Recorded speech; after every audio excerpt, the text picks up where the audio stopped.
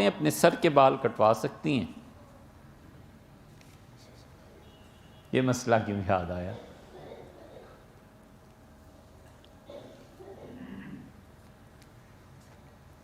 مختلف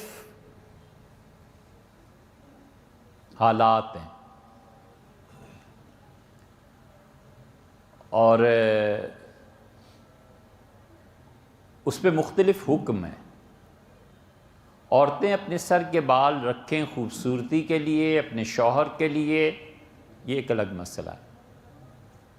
مسلم کی روایت میں آتا ہے کہ حضور اقدس صلی اللہ علیہ وسلم کے انتقال کے بعد رسول اللہ صلی اللہ علیہ وسلم کی بیویوں نے اپنے بال کٹوا دیے تھے۔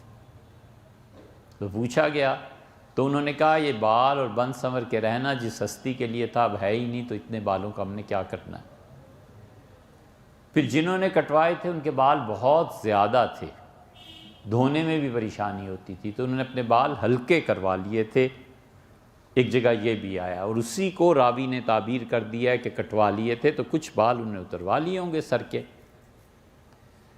ایک یہ ہے کہ شوہر کے علاوہ، زیبائش و آرائش کے علاوہ عورتیں بال ایسے کٹوا دیں کہ وہ مردوں جیسی نظر آنے لگے، تو پھر یہ اس حدیث کے تحت آتا ہے جہاں رسول اللہ صلی اللہ علیہ وسلم نے فرمایا اللہ کی لعنت ہو ان مردوں پہ جو عورتوں کی طرح اٹھتے بیٹھتے چلتے پھرتے ہیں، اور ان عورتوں پہ جو مردوں کی طرح ایسی حرکتیں کرتی ہیں۔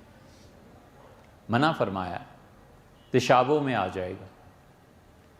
اور پھر اہل مدینہ جب تک قائم تھے حضور صلی اللہ علیہ وسلم کے طریقے پہ مدینہ منورہ میں بال کٹانا برا سمجھا جاتا تھا۔ عمومی طور پہ صحابہ کرام رضی اللہ عنہ کے ہاں جو روایات آتی ہیں عورتوں کے بہت لمبے بال ہوتے تھے، اور اس سے پہلے بھی روایات میں آتا بال کٹانے کو مسلمان معاشرے میں برا ہی سمجھا گیا، اچھا کسی نے نہیں کہا، اپریشیٹ نہیں کیا۔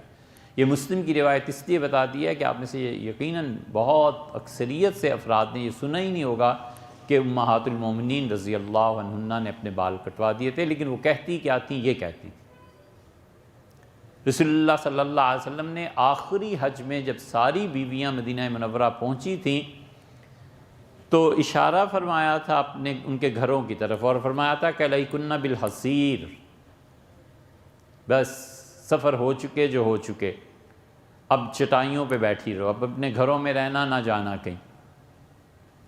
تو رسول اللہ صلی اللہ علیہ وسلم کی ایک اہلیہ ایسی تھیں جو اس کے بعد کبھی گھر سے حج اور عمرے کے لیے گئی ہی نہیں، اور کیا سفر کرتی کہیں گئی۔ ان کا پوچھا گیا تو انہوں نے کہا حضور صلی اللہ علیہ وسلم تھا کہ علیکن بالحصیر، گھر کی چٹائیوں پہ اب بیٹھی رہو، تو میں تو ان کی بات کو نہیں بھول سکتی۔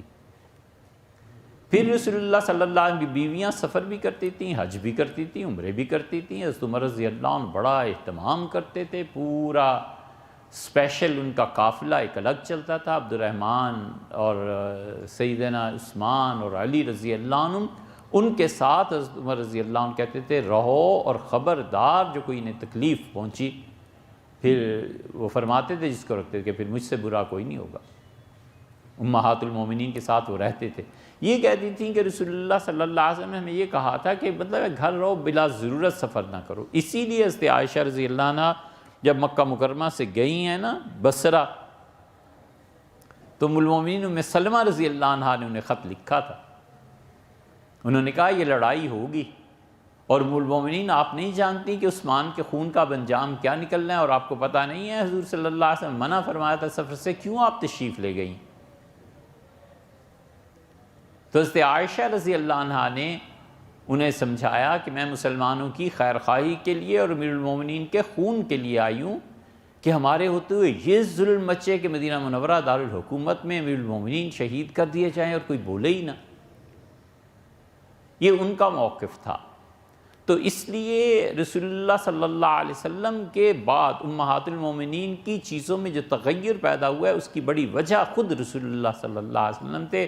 ان کی بیویوں نے کہا ہمیں دوسری شادی تو کوئی کرنی نہیں، اور ہمیں کوئی سفر بھی نہیں کرنے، کہیں جانا آنا بھی نہیں، کوئی حسن اور خوبصورتی یہ بھی کچھ چیز نہیں ہے، ہم ان کی مائیں ہیں تو اس سے کیا فرق پڑتا ہے۔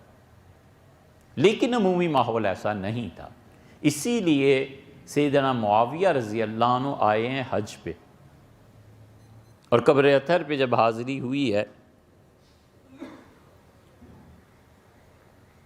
مدینہ منورہ تشریف آوری ہوئی ہے تو جمعے کی نماز مسجد نبوی میں پڑھانے کے لیے تشریف لائے، اور ان کی نظر پڑ گئی راستے میں، اور انہوں نے بالوں کی ایک لٹ اٹھا لی، لمبے بال تھے جو کٹے ہوئے، اور منبر پر بیٹھے، اور انہوں نے کہا مدینہ منورہ کے علماء کہاں گئے ہیں؟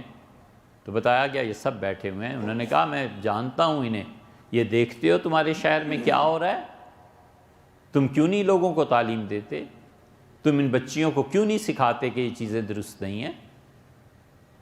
یعنی عالم دین ہونا اور اس کے باوجود نکیر نہ کرنا، ان چیزوں کو برا نہ کہنا جو معاشرے کو متاثر کر سکتی ہیں، یہ علماء کی شان کے خلاف۔